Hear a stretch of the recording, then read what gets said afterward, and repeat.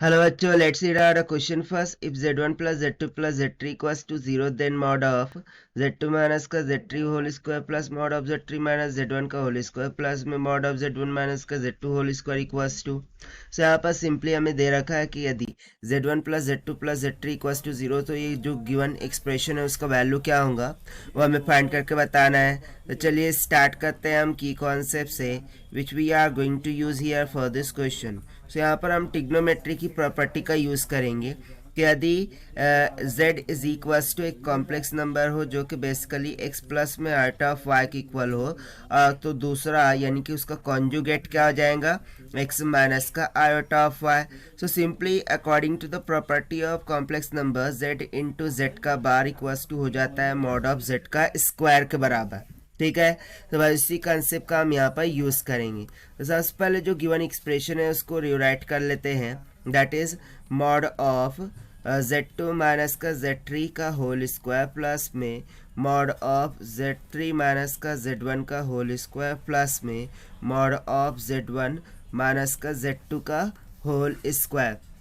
इस तरीके से हमें दे रखा है. सो जैसा कि मैंने प्रॉपर्टी बताया उस प्रॉपर्टी के अकॉर्डिंग यदि हम इसको ओपन करें तो ये क्या हो जाएगा मॉड ऑफ z2 का होल स्क्वायर प्लस में मॉड ऑफ z3 का whole square, then minus sign से ओपन होगा. पहले क्या हो जाएगा तो z2 का bar multiply by z3, then minus में फिर सेकंड टाइम में z3 का बार मल्टीप्लाई बाय z2 होगा. इस तरीके से ये ब्रैकेट ओपन होगा. ठीक है, प्लस में अब उस तरीके से मैं सेकंड वाला ब्रैकेट ओपन करता हूँ, ये वाला. ठीक, सो इसको ओपन करेंगे तो कैसे ओपन हो जाएगा मॉड ऑफ z3 का होल स्क्वायर प्लस में मॉड ऑफ z1 का स्क्वायर माइनस में पहले z1 का बार इंटू z3 फिर माइनस में फिर z3 का बार इंटू z1. सिंपल, बस आपको ये फॉलो अप करना है रूल. ठीक, फिर उसके बाद प्लस में अब ये वाला ओपन करते हैं. ठीक, सो z1 का स्क्वायर प्लस में मॉड ऑफ z2 का स्क्वायर माइनस में पहले z1 का बार इंटू z2 कर देना है फिर माइनस में z2 का बार इंटू z1 कर देना है. ठीक है, सो यहाँ से देखिए कॉमन टर्म्स क्या है. सो z2 z3, ठीक है, z3 z1 z1 z2 यानी कि 2 टाइम्स है ये सभी के सभी टर्म्स. ठीक है, तो मैं डायरेक्टली क्या करता हूँ 2 टाइम्स और इन ब्रैकेट यहाँ पर कंबाइन कर दिया z1 का स्क्वायर प्लस में मॉड ऑफ z2 का स्क्वायर प्लस में मॉड ऑफ z3 का स्क्वायर. ठीक है ना, मैंने क्या कर दिया इसको कंबाइन कर दिया. फिर उसके बाद मैं माइनस साइन को ले लेता हूँ कॉमन और इन ब्रैकेट अब देखिए बहुत ही देखिए यहाँ पर माइनस में z1 का बार ये वाली एक टर्म देखिए. ठीक है, और z1 का बार और एक कहाँ पर आ रहा है यहाँ पर एक टर्म देखिए. ठीक, तो मैं क्या कर रहा हूँ माइनस साइन को तो ऑलरेडी कॉमन लिया है, सिर्फ z1 का बार कॉमन लेंगे. सो यहाँ पर कौन सा टर्म बच जाएगा उसका अपोजिट टर्म यानी कि z2 एंड z3. तो इसी तरीके से मैं प्लस में z2 का बार यदि कॉमन लूँ सो इन ब्रैकेट क्या आएगा z1 प्लस का z3 आएगा. यहाँ पर आप देख भी सकते हैं कि z2 का बार कहाँ पर है, देखिए एक यहाँ पर है सो एक यहाँ पर है. तो z2 का बार कॉमन लिया तो z1 z3 बच गया.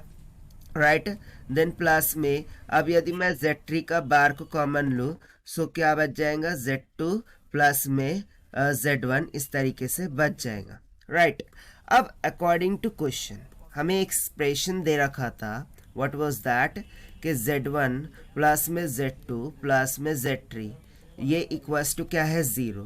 सो यहाँ से यदि मैं z1 का मान निकालूँ so that will be equals to minus times of क्या हो जाएगा z2 प्लस में z3, या फिर मैं माइनस को उधर लेकर जाता हूँ इसको यहाँ पर शिफ्ट कर देता हूँ.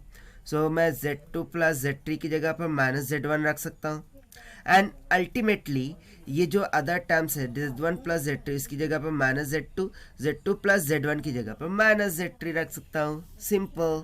सो बस इसी कंसेप्ट को लेकर चलते हुए हम क्या बोल देंगे कि ये 2 times of in bracket mod of z1 का स्क्वायर प्लस में मॉड ऑफ z2 का स्क्वायर प्लस में मॉड ऑफ z3 का स्क्वायर, इसको हम एज इट इज़ रखते हैं. Then minus times of in bracket यहाँ पर देखिए z1 का बार था और in bracket z2 plus z3 की जगह पर क्या आ जाएगा सिंपली माइनस में z1. फिर उस तरीके से प्लस में z2 का बार था तो इसकी जगह पर आ जाएगा माइनस ऑफ Z2 प्लस में यहाँ पर क्या था Z3 का बार, सो ब्रैकेट में आ गया माइनस ऑफ Z3।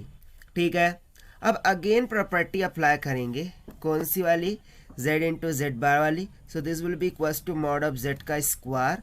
सो ये यहाँ से क्या आ जाएगा कि 2 times of in bracket mod of Z1 का स्क्वायर प्लस में मॉड ऑफ Z2 का स्क्वायर प्लस में मॉड ऑफ Z3 का स्क्वायर। ठीक है, अब माइनस साइन को कॉमन निकाला, सो यहाँ पर देखिए ये माइनस साइन आ रहा था इसमें हर एक ब्रैकेट में, और बाहर पे एक माइनस है, सो माइनस माइनस यहाँ से क्या हो गया प्लस, और इन ब्रैकेट फिर क्या हो जाएगा मॉड ऑफ Z1 का स्क्वायर प्लस में मॉड ऑफ Z2 का स्क्वायर प्लस में मॉड ऑफ Z3 का स्क्वायर। ठीक है, सो ये तो 2 + 1 वाला कंसेप्ट हो गया, यानी कि सिंपली हो जाएगा 3 times of mod of Z1 का स्क्वायर प्लस में मॉड ऑफ Z2 का स्क्वायर प्लस में मॉड ऑफ Z3 का स्क्वायर।